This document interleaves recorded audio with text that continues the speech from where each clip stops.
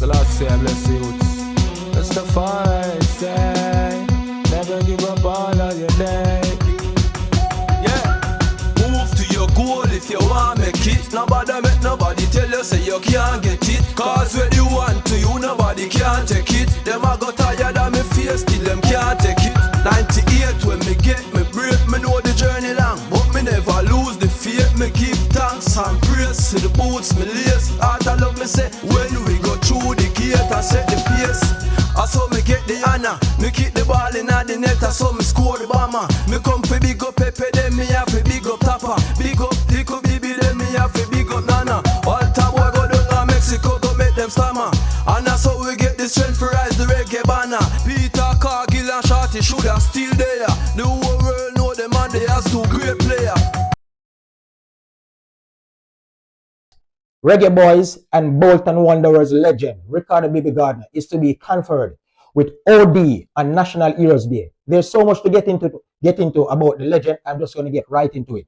So, former Reggae Boys star Ricardo Bibi Gardner is to be conferred with the Order of Distinction in the rank of office on National Heroes Day, Monday, October 20. The recognition goes beyond personal achievement. It is a national salute to Gardner, whose love for football carried Jamaica onto the world's greatest stage. His story began in the community of Arborview, where his older brother, Roger Bancroft, unknowingly introduced him to the sport that would define his life. Every time he was going to the football field, I was always there running along with him. So it was as early as maybe 3, 4, 5 years old, growing up in Arborview. Whenever my brother Roger would go to the football field, I would be there with him, Gardner recalling an interview with the JIS News. By 8, he was competing in local corner league games, representing a community team called Color Red. Soon, he was wearing Arborview's colors at every youth level before rising to the senior team while still a teenager. Football was not just recreation, it was destiny. Football was always my first love and my first joy, he emphasized, adding that wherever I would see a box, I'd be kicking it. Wherever I would see something to kick, I'd be kicking it. I knew it came naturally. Raised primarily by his mother, Gardner's path was paved with quite sacrifices. Mama was always working, always taking care of us, putting food on the table. So we were always outside. She didn't know much about me playing football at a younger age, he remembers. But she was very supportive. As long as I wasn't outside giving trouble or going down the wrong path, she, mommy, supported me, he continued. Her support, though understated, gave him the freedom to pursue the game relentlessly, even when others thought his talent was hidden behind a scholarship in track and field at Ulmer's Boys School. I went there for track and field, so no one knew I could play football, Gardner told JIS News. But the older I got and the longer I was at Ulmer's, days for track and field just fell short. One day, they just saw me on the football field and the rest was history, he said. He got his first chance to play at the senior level when his brother's injury opened up the left-back position at Arborview. It was there that his pace, endurance, and vision truly began to stand out.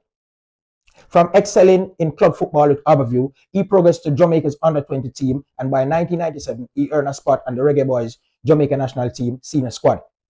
That year, he scored his first international goal in a 4-1 victory over Grenada in the Caribbean Cup. Gardner's performance continued to impress, earning him a spot in the squad for the 1998 FIFA World Cup in France. It was an honor for me, to be honest with you, Gardner said, on donning the black, green, and gold.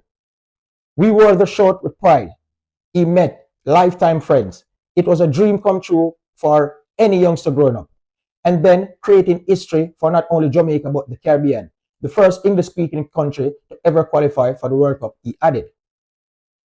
France 98 would forever etch his name in Jamaica football folklore with one most cherished memory. My most memorable moment was playing against Argentina because growing up, I was a massive fan of Diego Maradona. To be there playing against Argentina, representing Jamaica, wearing the Jamaica colors on the biggest stage of football, that was an amazing moment for me, Gardner told JIS News. Behind the triumphs were countless moments of disappointment and doubt. There were times when I was expecting to be on the field and I wasn't even in the squad. If you are not prepared mentally, you can lose focus. But I had people in my corner who helped me to be as strong as I needed to be during those times, he said. He credits his brother, Roger, mentor, Rene Simoes, coach, and former teammates like Ian Goodison and Onadelo for shaping his resilience. I remember when I had to make a decision between school and football. Maybe my brother was the only one, apart from Rene Simoes, who told me, it's your choice. And whatever choice you make, I'll support you. Everyone else was saying he needs to go to school, Gardner said. Even though he knew school was important, Gardner says football was his passion and dream. So I made that choice, and when I made that choice, one of my goals was to make sure I made correction. I made that choice, and when I made that choice, one of my goals was to make sure I made it with that choice, he added. Following his World Cup performance, Gardner joined Bolton Wanderers in England, where he spent 14 years and became a club legend. But his focus was never just about himself. When I left Jamaica for England, there weren't many Jamaicans playing overseas. So one of my goals was to go there and represent my country the right way, on and off the field. Because if someone wants another Jamaican, the first call they'd make was to my coach to ask, how was I in the dressing room and off the field? If those words aren't positive words, I'd be letting not my family down, but also the next generation, he said.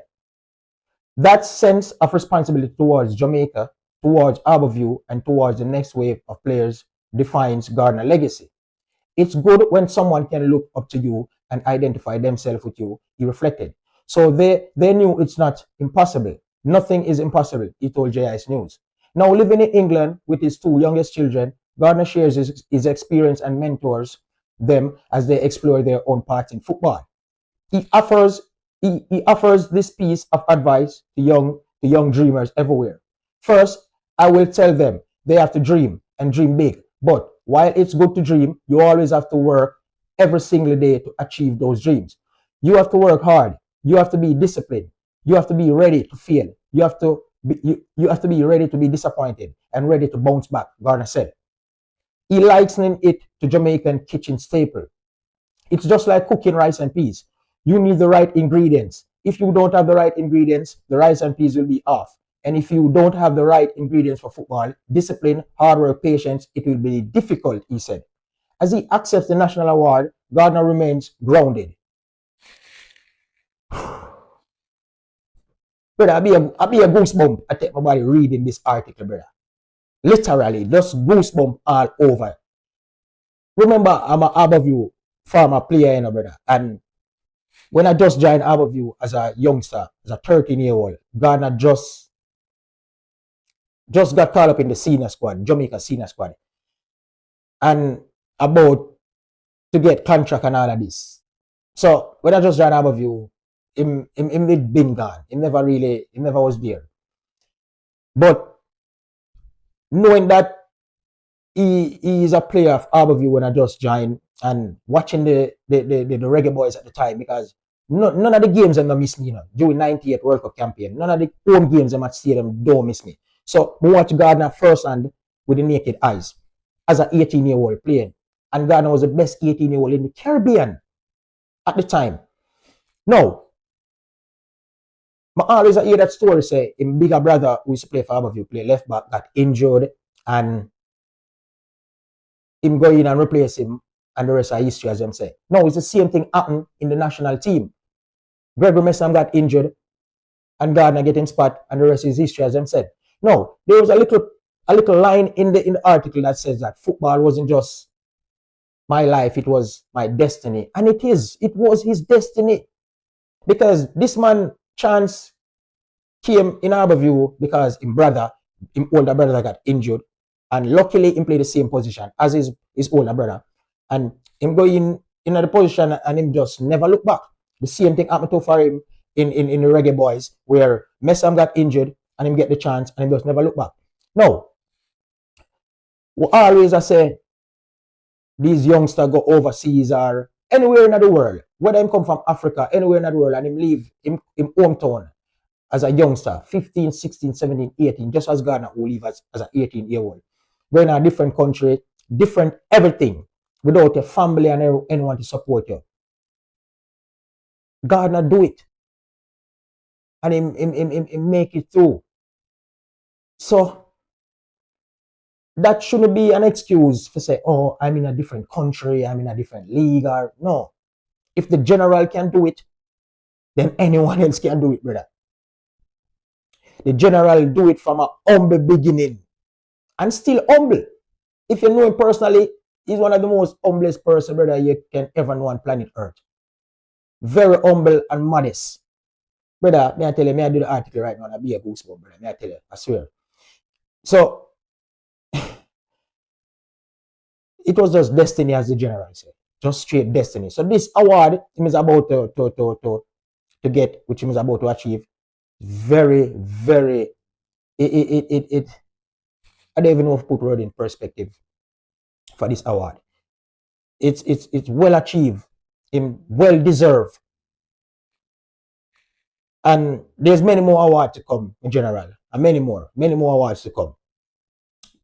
And me personally, as a footballer who grew up watching you and idolize you, play for the same club as you locally, I just want to say, General, thank you.